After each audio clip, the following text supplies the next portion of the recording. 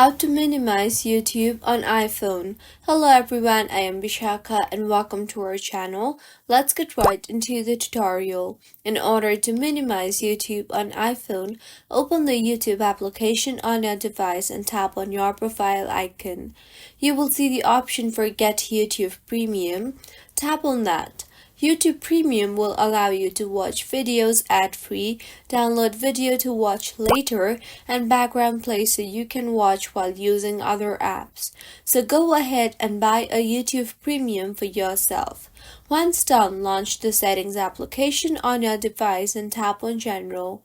Now, tap on the Picture-in-Picture option and then make sure the toggle button for Start PIP automatically is toggled on, and this is how you can minimize YouTube on iPhone.